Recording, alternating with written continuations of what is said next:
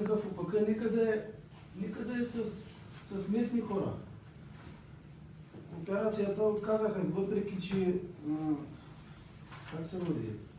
Председател на кооперацията, тя ми е съученичка, познаваме се отдавна, но отказах, че хората, които работят вътре, които са тук, нали, наши близки, и те отказаха да карат машини. И ги разбирам.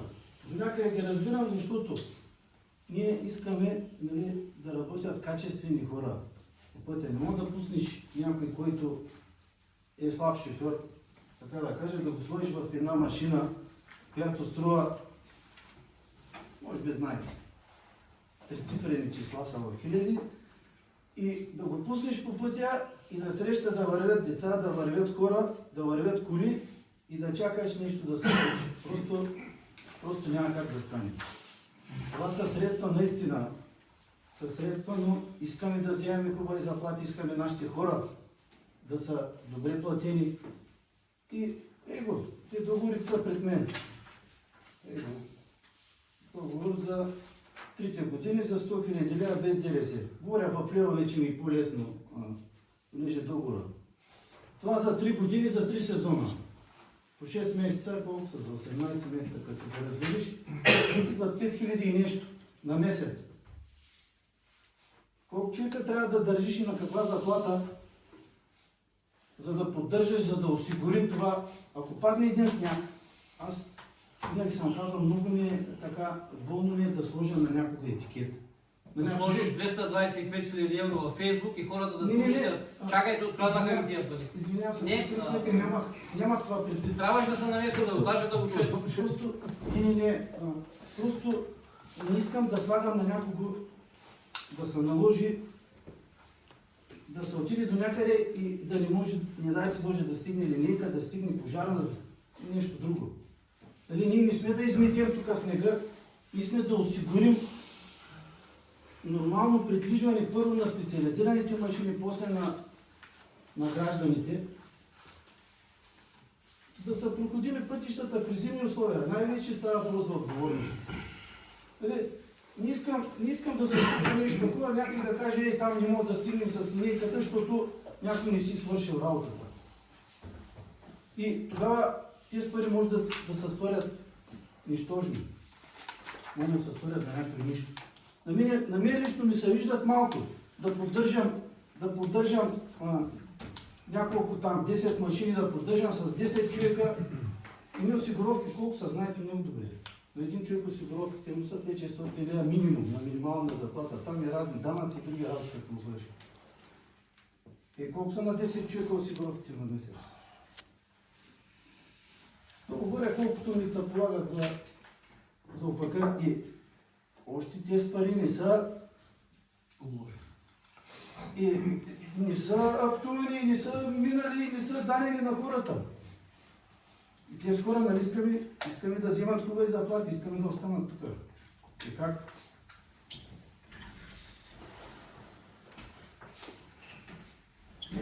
Тия цент исках да направя. Просто без наистина, отстрани като погледнеш е така, но да не говорим за амортизациите на тези машини. На 4-5 години една машина за луга я хвърляш. Не знам, знаете ли, лугата, може би трябва да ви кажа, 33% разтворена сол има в един кубик вода. Един тон сол, знаете колко струва. Лугата я доставяме с транспорт, с машини, с камиони, които имат АДР. Знаете кой е АДР, нали? С специализирани машини. Не може да запалиш колата и да отидеш да напълниш един бидон, защото няма как да стане. Да ви говорим, че там с каски, с облекла, това са вече подробности, които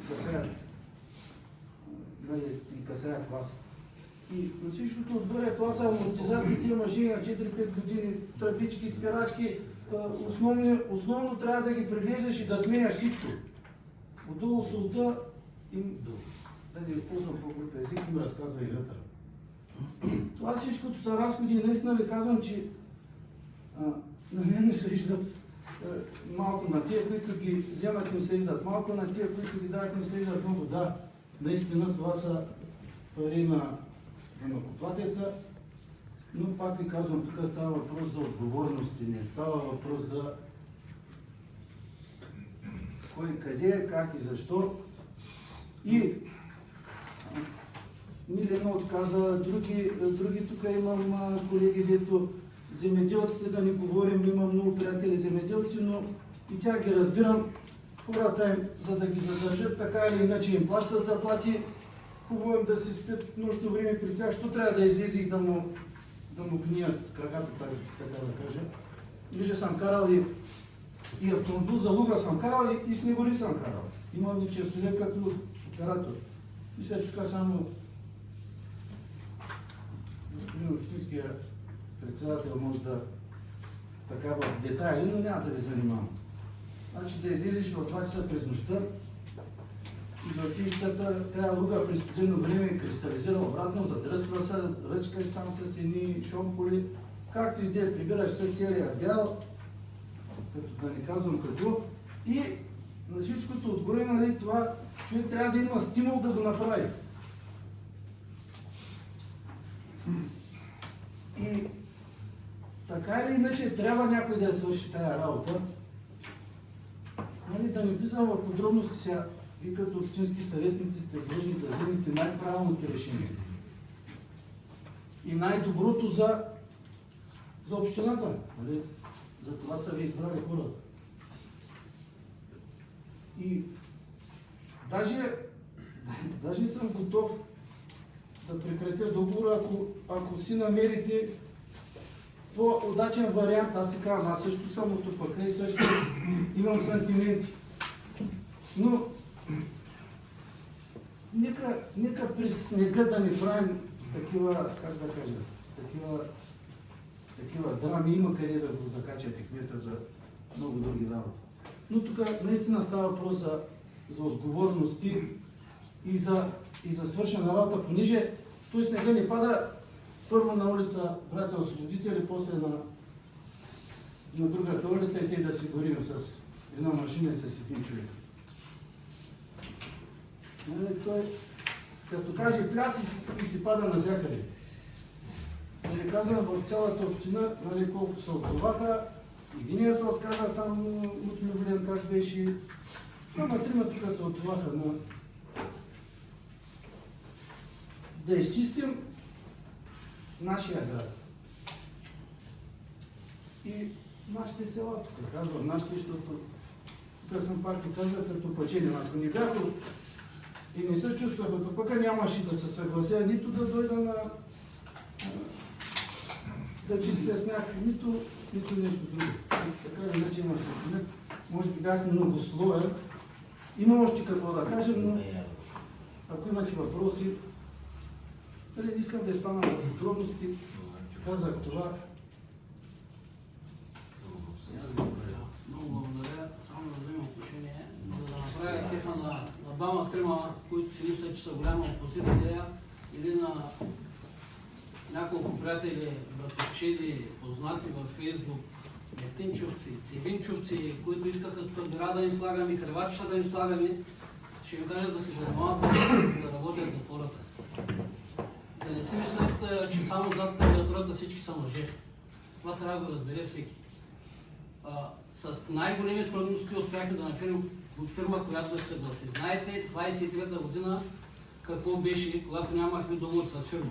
Договорът беше прекратен. Не искам да обвинявам никого, не искам да търся и виновни, но мисля, че успяхме да намерим начин и вече имаме снегопочистваща фирма. Не дейте да търсите под вола теле и да правим драма от това, че видите ли, което е направил това или това. Всичко се прави за хората. И заради 2-3 приказки, 2-3, как да кажа, че не мога да намеря думи, защото се ядосвам.